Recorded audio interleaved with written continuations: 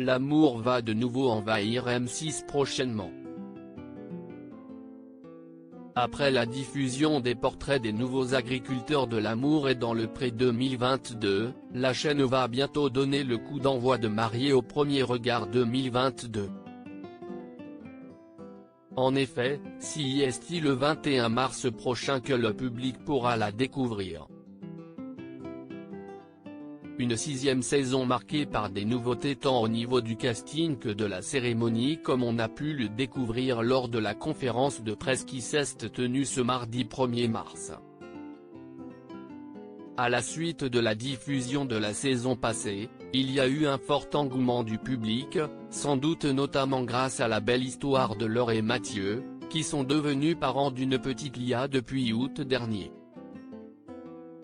Ainsi, la production a reçu près de 25 000 candidatures contre 10 000 l'an dernier. Cette année, plus de zones géographiques sont donc couvertes, comme Paris, Marseille ou les Alpes. Et surtout, il y a un casting de plus en plus en phase avec la société actuelle, a précisé Virginie Day, directrice de programme de Studio 89, la société de production de l'émission. Le casting ne ressemble en rien à celui des années précédentes, comme l'a ensuite confié Karen Abouab, la productrice. Avec les 14 célibataires, le public découvrira des parcours de vie différents et des thèmes très divers. Comme avec Axel et Caroline qui ont adapté leur mode de vie pour préserver au mieux la planète.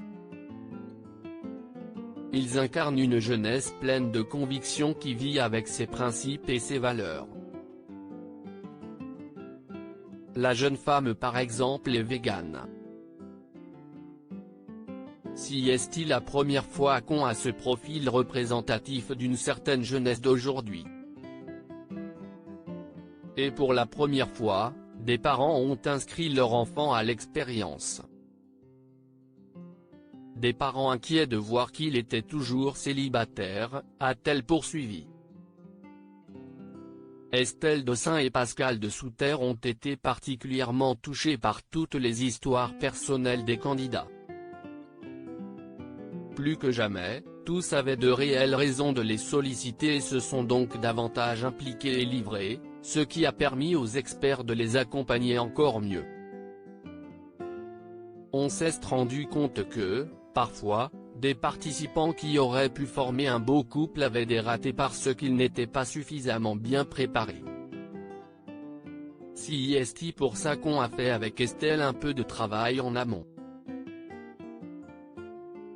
On en a rencontré certains pour leur apporter quelques clés pour qu'il y ait un maximum de chance avec la personne avec laquelle ils étaient compatibles, a déclaré le psychologue belge. Des mariages à l'étranger enfin, la plus grosse nouveauté cette année est que les mariages n'ont plus lieu à la mairie de Grand, comme cela était le cas depuis la première saison en 2016. Une décision prise d'un commun accord avec le maire Yves Vidal.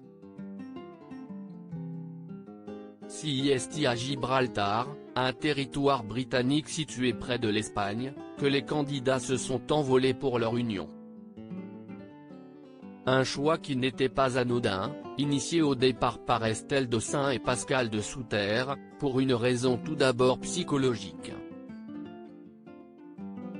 Les experts souhaitaient réellement sortir les participants de leur zone de confort. Ils veulent participer à l'expérience pour sortir de leur zone de confort, mais on les remet dans une zone de confort parce que la mécanique est toujours la même. On sait en tant que psy que quand on est face à une forme d'insécurité, un cadre qu'on ne connaît pas, on est obligé de faire plus confiance à l'autre. C'était positif par rapport à l'implication et l'investissement, a justifié la psychologue clinicienne. Cela favorise aussi les coups de cœur. La production a donc misé sur Gibraltar, tout d'abord car les mariages qui y sont célébrés sont reconnus en France et parce que les formalités sont assez simples. En outre, la Covid-19 a rapidement été maîtrisée dans ce petit rocher de 6 km², ce qui a permis à toute l'équipe d'organiser les mariages en pleine crise sanitaire. Jamais les unions n'ont été stoppées là-bas, c'était donc une garantie que celle de l'émission pourrait avoir lieu. Ainsi, les mariages officiels ont eu lieu au Jardin botanique. En revanche, la soirée s'est déroulée en Espagne, à quelques kilomètres, car il n'y avait pas d'endroit assez grand pour accueillir tout le monde à Gibraltar. Pour finir la saison en beauté, les téléspectateurs découvriront un épisode spécial Que sont-ils devenus ? Pour prendre des nouvelles des participants de cette saison. Ils découvriront aussi la nouvelle vie de Laure et Mathieu depuis leur tournage.